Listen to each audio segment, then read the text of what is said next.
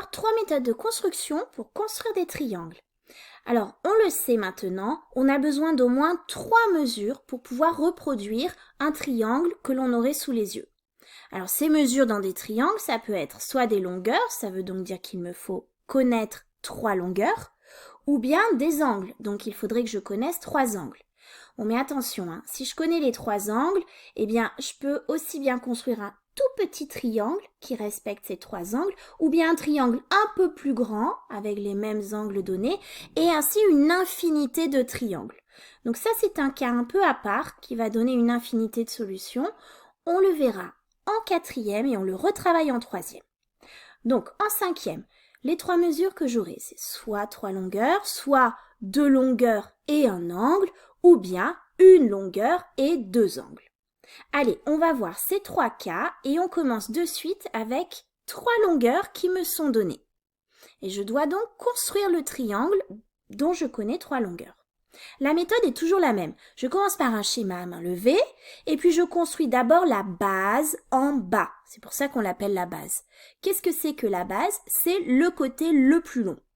Ensuite, je dois reporter les autres longueurs et pour ça, j'utiliserai toujours le compas. Allez, on y va. Une petite vidéo pour ça. On me donne un triangle KLM et on me donne les 3 longueurs. Je commence à main levée, n'importe comment. Allez, ça c'est K, ça c'est L, ça c'est M. En tout cas, j'ai bien mis le côté le plus long, 6 cm en bas. Et puis, je respecte bien, prenez le temps. Cette étape à main levée, elle est très importante. Quand j'ai toutes mes informations, je commence à le faire pour de vrai. 6 cm en bas. À la règle, je place de suite les extrémités. Et j'écris 6 cm, l'information dont je dispose. Pour ne pas m'embrouiller, c'est très important.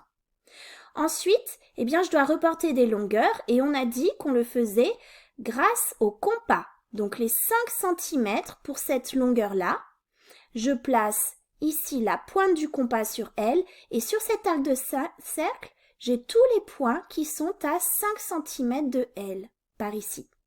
Mais pour avoir le point M, il faut aussi une deuxième contrainte, il faut que la distance KM soit de 4,5 cm. Allez, au compas encore, je reporte cette longueur et là j'ai un point d'intersection. C'est mon point M ici.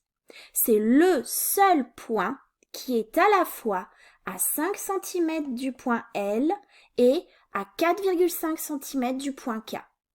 Bon, maintenant que j'ai mes 3 sommets, je construis les côtés du triangle et je reporte toutes les informations de l'énoncé. Voilà, là j'ai construit mon triangle KLM. Allez, on continue. Deuxième construction, cette fois-ci j'ai 2 longueurs et un angle. Si on me donne un angle, forcément pour le construire, je vais avoir besoin du rapporteur. Et là je dis attention, attention au sommet de l'angle. Il faut que je place le rapporteur au bon endroit.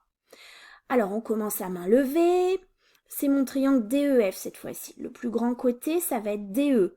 Donc je le mets en bas, 5,3 cm.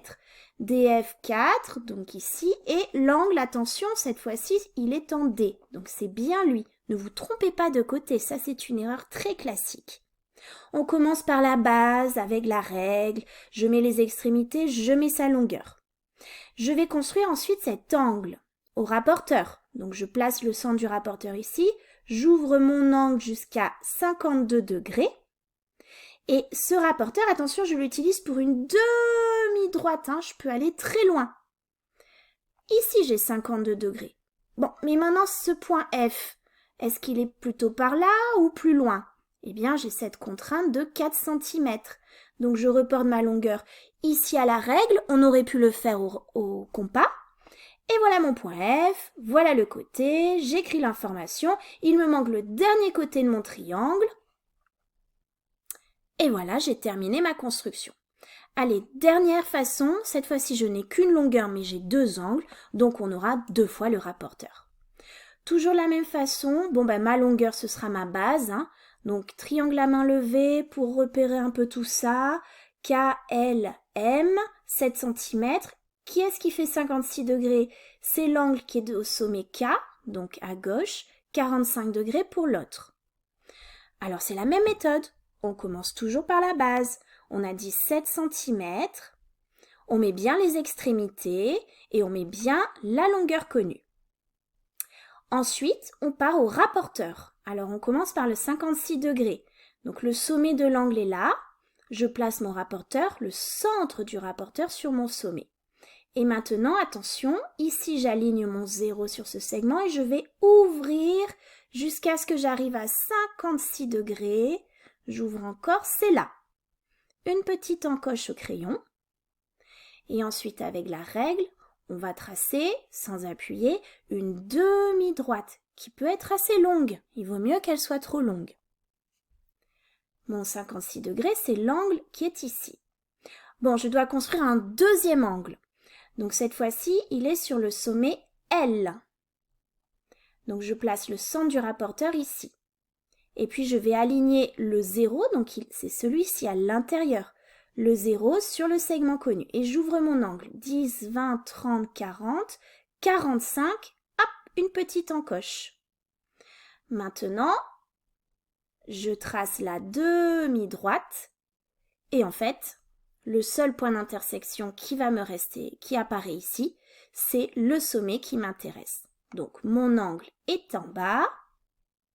Et le sommet qui m'intéresse, le point d'intersection, c'est le point M. Alors ici, on vous montre qu'on peut retracer les segments bien proprement cette fois-ci, au crayon bien sûr, jamais au stylo. Voilà, toutes les informations sont là, j'ai terminé ma construction.